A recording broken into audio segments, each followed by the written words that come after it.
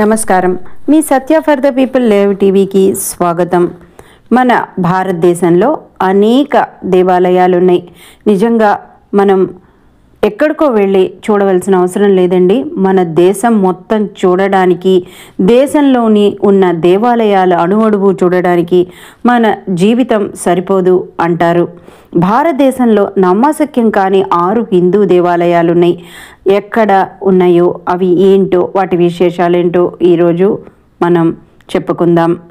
భారతదేశం వేద నాగరికత గల గొప్ప చరిత్రలతో కూడిన పురాతన దేశం. చరిత్రను అనుసరిస్తే ఇక్కడ అడుగడుగున అనేక దేవాలయాలు కనిపిస్తాయి.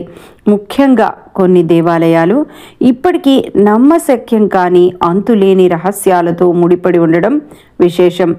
సైన్స్కు కూడా అంతు చిక్కని ఈ ఆలయాల గురించి తెలుసుకోవడం, ఆ ప్రదేశాలను పర్యటించడం ఎంతో ఉత్కంఠభరితంగా ఉంటుంది. ప్రతి పురాతన ఆలయం వెనుక ఒక్కో ఆసక్తికర కథ ఉంటుంది. భారతదేశంలో ఇప్పటికీ పర్యాటకులను సంభ్రమాశ్చర్యాలకు గురి చేసే అటువంటి 6 హిందూ దేవాలయాల గురించి ఇప్పుడు మనం చెప్పుకుందాం. సంగీతాన్ని వినిపించే మెట్లు. తమిళనాడు రాష్ట్రంలోని తంజావూరులో దారాసురం అనే పట్టణంలో ద్రవిడ నిర్మాణ శైలిలో ఐరావతేశ్వర ఆలయం ఒకటి ఉంది. ఈ ఆలయంలో మెట్లు సంగీతాన్ని వినిపించడం విశేషం. పరమశివుడు పూజలందుకునే ఈ దేవాలయాన్ని 12వ శతాబ్దంలో 2వ రాజరాజ చోళుడు నిర్మించాడు.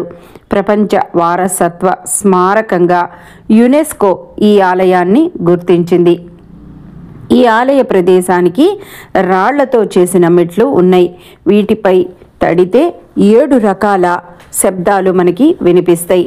మెట్లలోని వివిధ పాయింట్ల వద్ద ఈ 7 స్వరాలను మనం వినవచ్చు. ఇది కూడా ఒక ఎంతో చెప్పలేని వింత. ఇంకా రెండోది సరిగమ సంగీత స్తంభాలు. కర్ణాటకలోని చారిత్రక హంపి నగరంలో శ్రీ విజయ విఠల దేవాలయం ఉంది. శిథిలమైన విఠల బజార్కు చివర్లో ఉన్న ఈ ఆలయానికి హంపిలోని అన్ని ప్రాంతాల నుంచి చేరుకోవచ్చు. 15వ శతాబ్దంలో ఈ ఆలయాన్ని నిర్మించినట్లు చరిత్రకారులు చెప్తూ ఉంటారు. ఈ ఆలయంలో రంగమంటపం పేరుతో 56 సంగీత స్తంభాలు ఉన్నాయి. వీటినే సరిగమ స్తంభాలు అని కూడా అంటారు.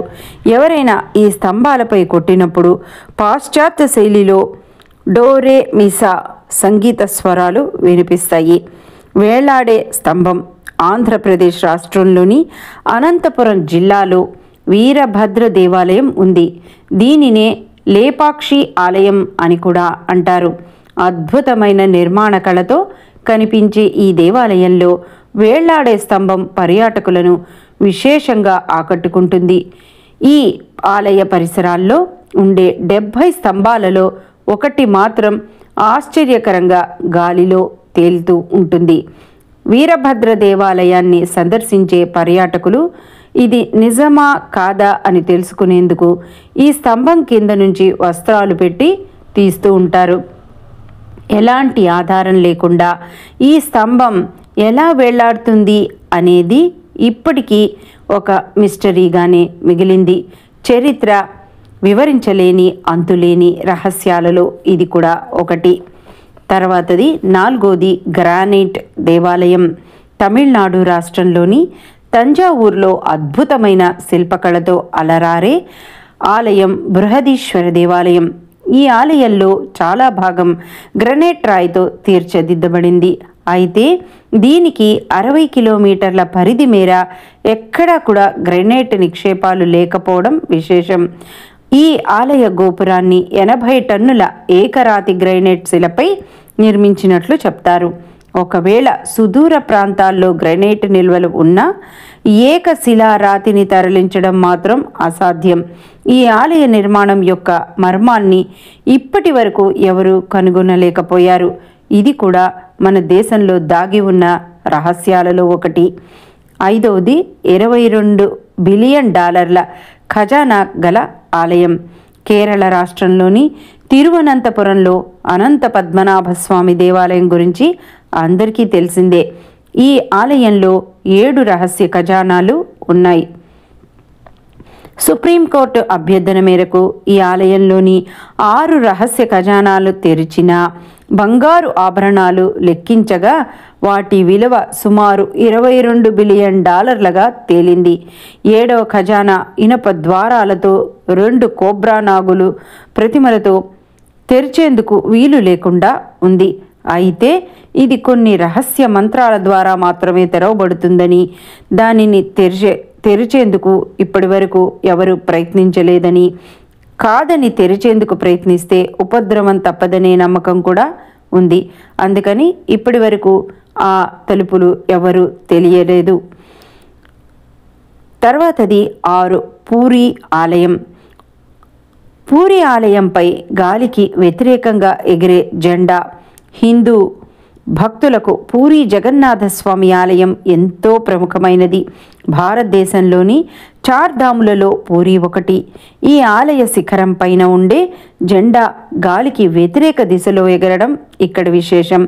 ప్రతిరోజు ఓ పూజారి 45 అంతస్తుల గల ఈ ఆలయంపైకి ఎక్కి జెండాను మారుస్తూ ఉంటాడు.